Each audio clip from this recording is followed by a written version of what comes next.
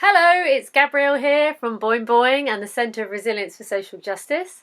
I'm here on behalf of the Hastings Opportunity Area to offer you some of the wisdom which has come from the resilience research to help you promote staff wellbeing across your schools. And today we're going to be looking at belonging and how that can promote staff wellbeing. So let's get cracking.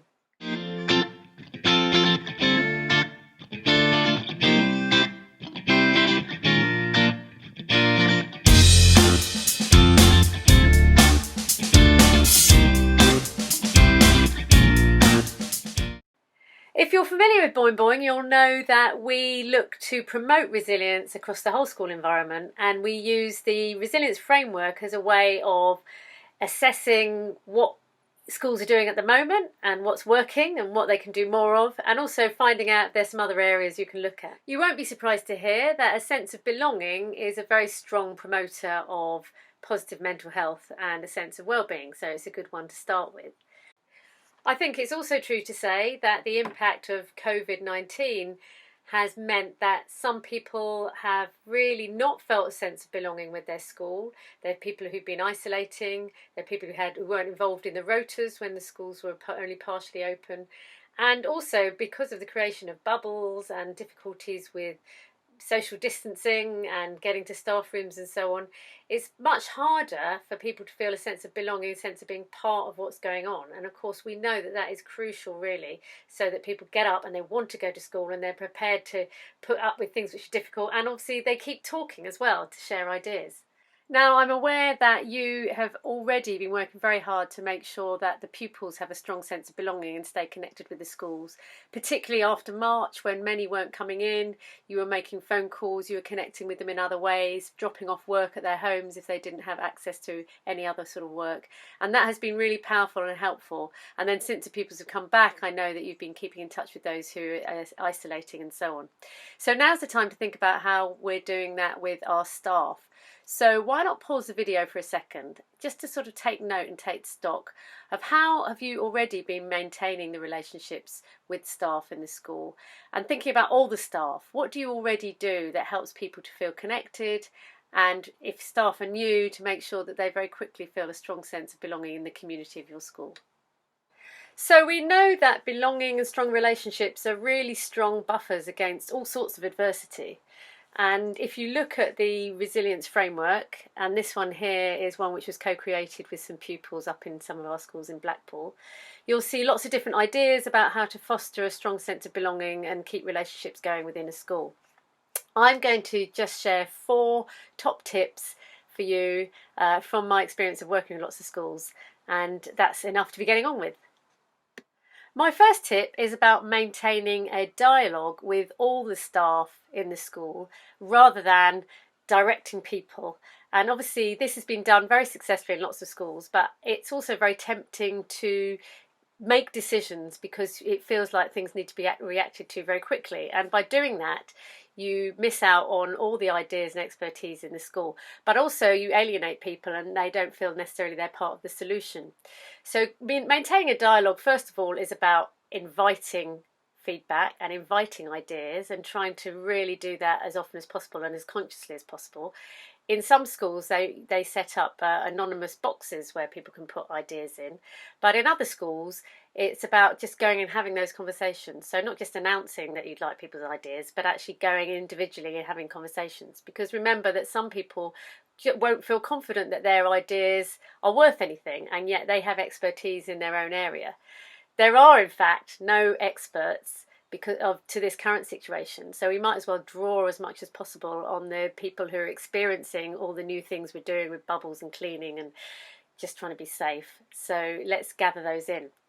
There's a lot of evidence around a sense of autonomy being really, really powerful for motivation in school. Dan Cable from the London Business School talks about activating people's seeking behaviours. Everyone has a seeking behaviour, and you sometimes need to activate it to sort of give people permission. And the other thing about creating a sense of autonomy is again creates that sense of belonging. You're part of the solution, you're part of the community. So it's quite important, and sometimes you need to work at doing that. And of course, everybody can have a role in doing that. Everybody works with everybody else and can try to maintain this sense of the dialogue and coming up with solutions and so on. You've probably all come across people who are really disgruntled with what they've been asked to do, and perhaps even disgruntled with their jobs. And often, if you speak to them about it, there'll be something which has happened where they've just been told to do something, and they haven't been asked about whether that was the best solution. It doesn't feel like they've been involved in the decision making at all, but they've just been directed somewhere to do something, and they have a sense that it's wrong or it's not fair and so on. So involving people in the decision making is really helpful, and then creates a sense that they're part of the solution. My next tip is about trying to find ways to do things together. Now, that's a challenge at the moment, but again, it's about putting your heads together and really thinking hard about what you think will work. Prior to COVID, some schools, for instance, made sure that there was free tea, coffee and milk in the staff room, so you didn't have this sense of everybody labelling their own milk and it all being very, very separate. Or another school I worked with, they paid the DT teacher in a secondary school to make some really nice food when it was a parents' evening or people had to stay late, and then everyone piled into the staff room and actually sort of had that conversing together and chatting to each other, which is so important. It's a bit more difficult now with COVID, but there are still things that you can do. I know some schools that did a Halloween quiz, for instance, in the evening, and everyone dressed up in Halloween kit. Another school where in the morning somebody organises some socially distanced exercise. Not everything's for everybody, and this is where the power of dialogue is so important, because it's really about trying to work out what will work for people. Again, I know some schools where somebody distributes some hearts in February, and you fill them in with an anonymous message for someone else in the school. It could be anyone in the school. It could be the cleaner or the premises person, the reception, or your TA or the head teacher. And you write an anonymous message just saying what you appreciate about them. Some schools, they have a buddy system where people look after each other and put a bit of chocolate on someone's desk. Or when new staff join, they make sure they give over that time at the beginning to try and work out some lift shares perhaps for these new staff, because it's so important for new staff to have a way of offloading before or after school. You won't necessarily get everybody to join in to everything, but if we're thinking about how to create that sense of belonging, those are the steps you need to try and help everybody to feel part of this community, and that just makes getting to work so much easier. And the final thing I'd say about this is there are some people who are just very good, aren't they, who just put that effort in, who organise things and suggest things, and it feels like, well, they just like doing that, so that's fine, and then you can say no and that's fine. But actually it's really hard work doing those things, and if you lose people like that or they lose their enthusiasm, it makes a massive difference to the school. So really try and nurture those people who do make that effort, who really are the glue, who just quietly get on with things and link people. Let them know that you appreciate them, because they're doing a fantastic thing. Why not pause the video again and just jot down some ideas you have, some sort of low energy ideas that you think might be helpful to just create some nice things for the staff to do together in different ways. My third tip is a quick one around just thinking about the people who may not be feeling part of things, and particularly if they're having to isolate and so on. It's quite a good idea for schools to set up systems about who's going to keep in touch with them, who's going to do a welfare check, but also it could be that you thinking, oh, I'm just going to send a text to so-and-so.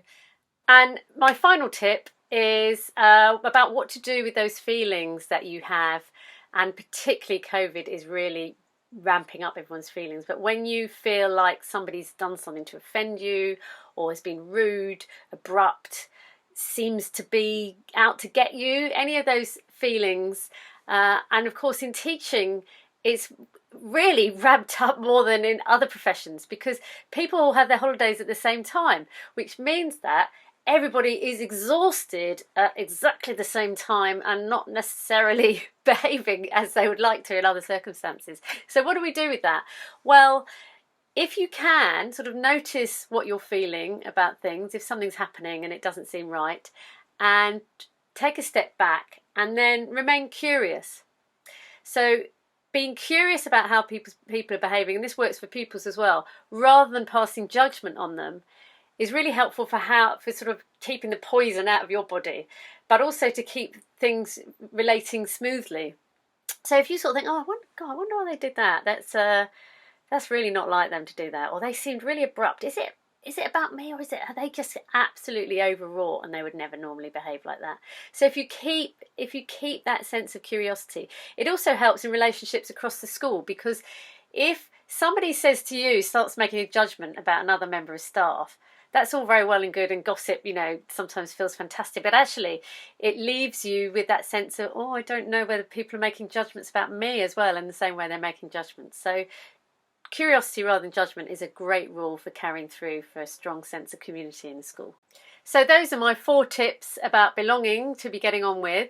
Boingboing, we would say that a school really needs to put its money where its mouth is. If the research says the sense of belonging is so powerful, then it shouldn't be an afterthought, but it should be central to your planning in school. So that means the school actually creating time to get people to think about, how are we going to maintain this sense of belonging, how are we going to keep relationships going, how are we going to make sure that there's something to look forward to, for staff to look forward to keep them going. And again, this idea that it's all staff, not just a few staff, because it's very easy to feel alienated and isolated from things. So the other tip is to be modelling it. So starting with senior leaders, obviously always modelling that curiosity, not judgment, finding the positives, and just taking that time to go out of your office and have a little conversation. Don't send an email. Those things are just small, but they're so powerful. So I look forward to seeing you in some of the other videos.